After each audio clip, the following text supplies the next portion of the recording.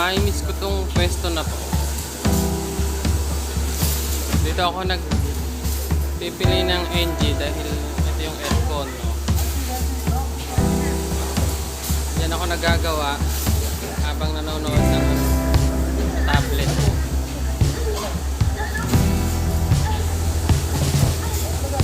Ayan, kung mawawala ka.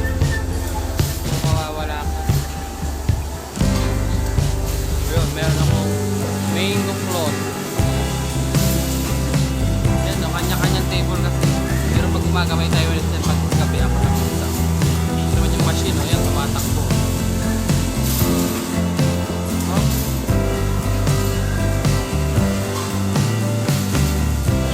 Tumatakbo doon. Yan, yung iba pag umaga, dyan nakapwesto.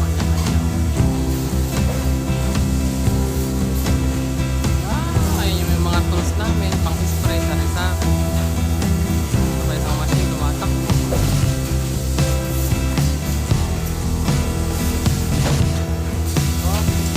Yung anong robot yung product.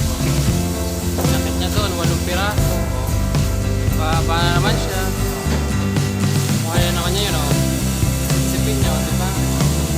Hindi naman dinudurog yan, pinapos, pinipili ko. Kaya paikot-ikot lang yung material. Material na mainit yan, no?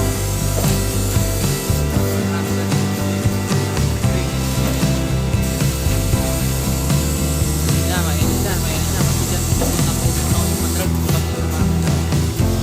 Yan yung material, andyan.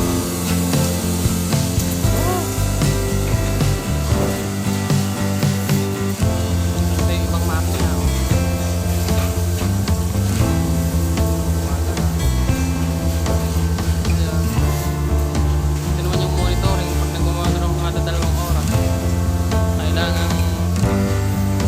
Yung mga product, ayan. Diba, sa maliit yung product, hindi makita yung butas kong engine. Kailangan ilagay doon, no? Para makita doon sa monitor, o diba? Ilalagay ko dito sa ilalim para makita yung butas doon. Kung maganda, o pag nakilagay sa monitor, nakikita yung butas mo. Pero pag sisilipin mo lang yan dyan, mas pakamay. Ayan, nakikita yung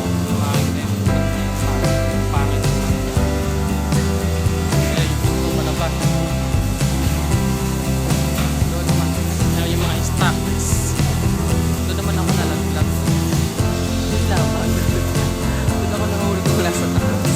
Pero mataas pa yung yan. Yun lang yung pinakakisami sa budak. Nagkataon yung bumagsak ako noon. Wala namang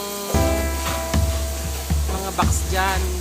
Walang masyado kaming stock, kaya sa paleta mismo, sa semento mismo ako bumagsak.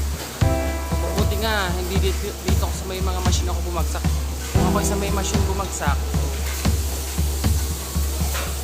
tapos yung bubukas yung mold, yung masarado, di ako naipit. Patay siguro.